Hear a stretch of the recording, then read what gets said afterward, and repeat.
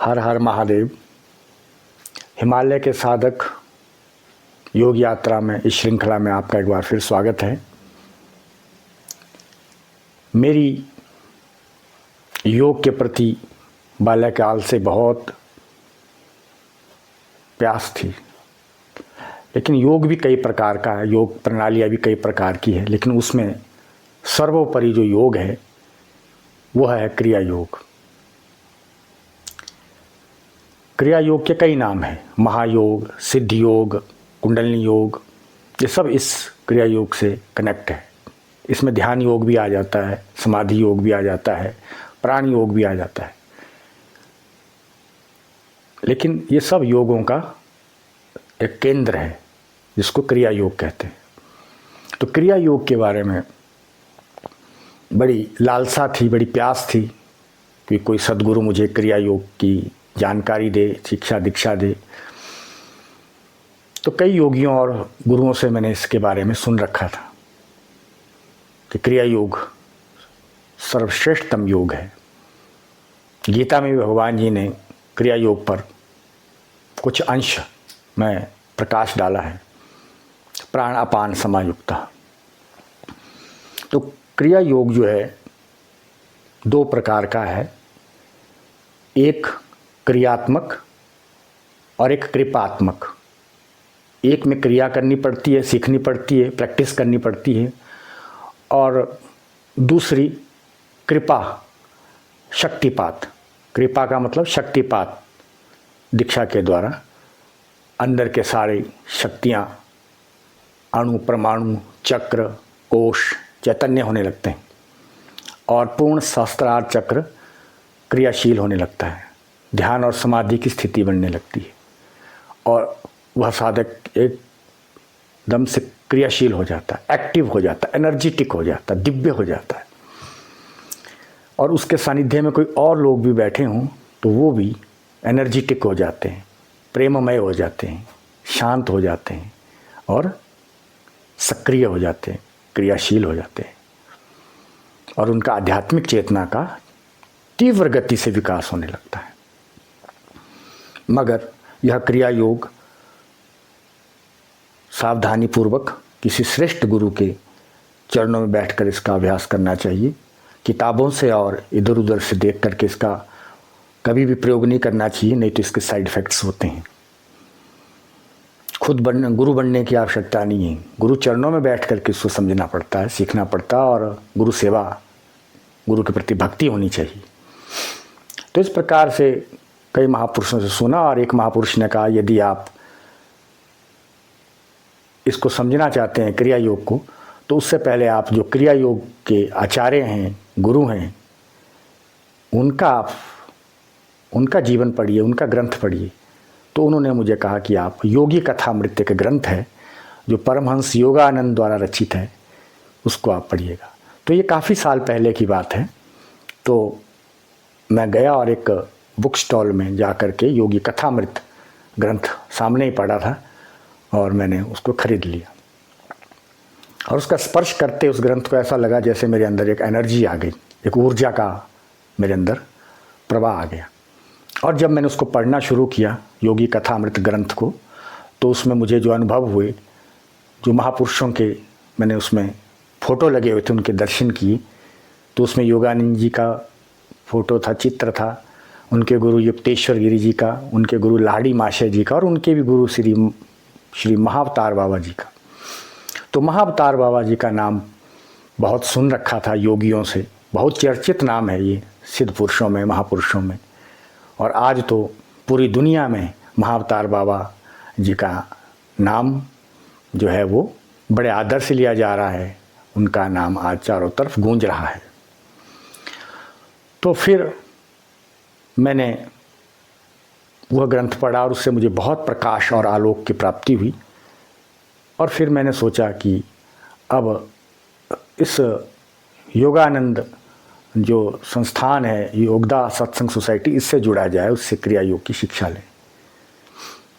लेकिन कई कारण से जो है इसमें विघ्न आए, बाधा आई।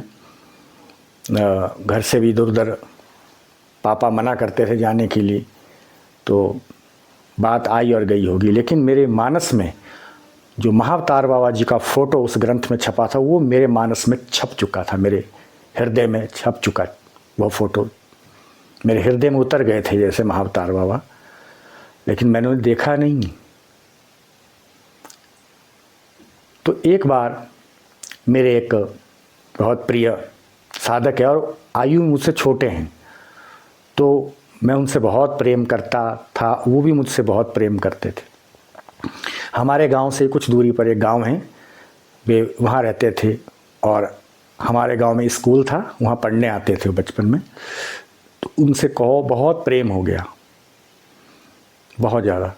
और वो भी योग साधना करता था और कुछ मुझसे भी उन्होंने मार्गदर्शन लिया था योग का।